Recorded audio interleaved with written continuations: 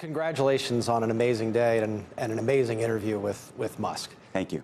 And maybe start with his comments on ESG. What was interesting about that was the sort of ESG piece of it, and sort of how he thinks about ESG and how he thinks about the climate, and then how he politically, I think, has moved to the right, in part because he feels, right, that the Democrats and the Biden administration have not been as generous and kind in spirit about his own accomplishments and Tesla's success. More than that, though. No, but I think it impacts him deeply. And then I think there's some views about what he would describe as the woke mind virus and other things around free speech. You heard what he said about old Twitter. I mean, that was unbelievable what he said. He said it was a megaphone for the Democratic Party. Right. No, and that was just said exactly.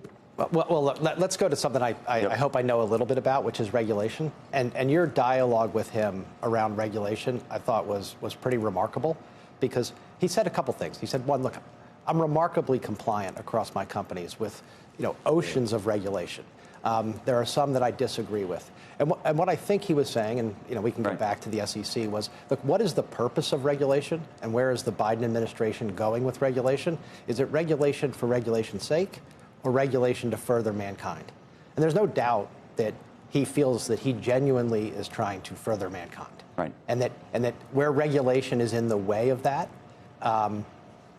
he says, look, I should not, I'll try to follow it, but I shouldn't have respect for regulation that is really there. Right. But here's the thing. He did not appreciate what you were doing at the time. Right? I don't think anyone doubts that he violated the securities laws. But here's a question for you, and this is the thing I think everyone was grappling with. And I tried to grapple with him, and you try to meet people where they are. He said, I don't care about being liked or disliked, and that's it. Or hate me, that's fine. But what I kept trying to go back to is the idea of trust. I assume that somebody like Elon Musk has to be trusted, ultimately, for all of these businesses to work, for advertisers to advertise on X, for you to decide to buy a Tesla vehicle, for the government to decide to work with SpaceX and all of it. And the question, because this goes to rules, laws, how do you think about that in him? Well, let's look at the market and what the market says about trust. And I'm not going to go to the financial markets. Let's look at the market for engineers. If you talk to engineers, people who want to be involved, they want to work for him. They want to work for him. They do. If you want to work in aerospace, if you want to be a rocket scientist, you want to be the cutting edge of ingenuity, you want to work for him. If you want to be in artificial intelligence, you want to work with him. You want to work with him. Now, talk about trust. I mean, that's your career. That's your putting bread on the table. That's your what I would say is your accomplishments as a human being, what you spend all the time in.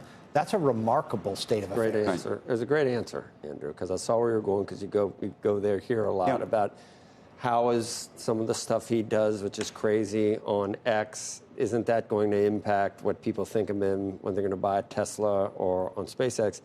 And he said to you, people need to trust that the rocket's going to take off and go up and work. People need to trust that they're buying the best car. People need to trust. Right. He just totally said, I'm not going to virtue. And I heard someone the other day say, I don't care about virtue signaling. I care about a turn signal that works. And that's kind of what I think said. One of the things that's interesting. But he succeeded with not caring what people think. Right. But the interesting part, and we were talking about, is there's the physics part of his life, right? The physics of the vehicle, the rocket, all of the stuff that's an engineering feat, and it's remarkable. And then there are these other, and he has enormous leverage and has had enormous success there. But there are these other issues that make it all that more complicated. Starlink is an amazing technology. I mean, he should be given an enormous amount of credit for just how successful that is. But all of a sudden, that creates all sorts of other issues that are not physics issues. Right? They're people issues, they're trust issues around governments and who's supposed to control of these satellites, and are they supposed to work in the middle of wars or not work in the middle of wars? And that's where it gets super complicated. But that was another remarkable part of your interview, because he said, look, physics is my North Star. Because you violate the laws of physics, you blow up. These other things, there's room for debate. Room for debate about how to handle it. Like what should be the scope of Starlink? Should I or not have turned it off or not turned it off? I'll have those discussions. Those are decisions that make. But when you go back to physics, he feels very, very grounded and very safe. And I think it's why the engineers trust him, because Look, I was an engineer as an undergrad. Right. Engineers feel that way. It's nice that they're absolutes. It's nice that there's a way to solve problems. The question is, can you engineer, and I wonder whether he thinks this way, whether you can engineer some of these other social issues. You know what I mean? I think, and I'm going to give him a lot of credit Yeah. here. I think what he thinks is that advancements in technology, advancements in innovation, allow people to make better choices. His view of the human condition is that the more information people have, the more computing power they have, the more that the better choices consumers are going to make. Jay, we have a number of guests also yesterday at the summit, and they talked about the regulatory environment. I want to show you a couple of other things because this is what Elon Musk also told the gathering. Nothing any of my companies have done has been to stifle competition. In fact, we've done the opposite. So at Tesla, we have open sourced our patents. Anyone can use our patents for free. How many companies do you know who've done that? Can you name one? I can't. At SpaceX, we don't use patents. So, I mean, so once in a while we'll file a patent just so some patent troll doesn't cause trouble. But we're not stopping any. We've done nothing anti-competitive. We've done nothing to stop our competitors. I'm not suggesting you are at all. No, I just want to clarify for the audience because some companies have done anti-competitive things. I think the strange thing or the unusual thing about SpaceX and Tesla is that we've done things that have helped our competition. So at Tesla, we have made our supercharger system open access. We've made our charger technology available for free to the other manufacturers. The reason no walled garden. We could have put a wall up, but instead we invited them in.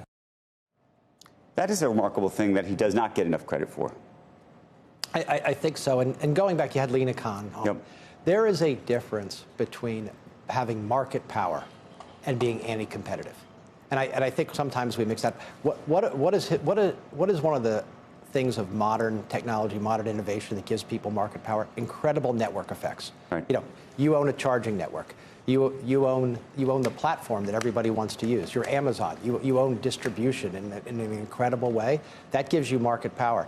The line between market power and anti-competitive behavior, though, does exist. And I think what he's saying is, look, I recognize that that's an incredibly powerful network. I'm going to open it up to the competition because I think at the end of the day, that's going to grow the market and make it better.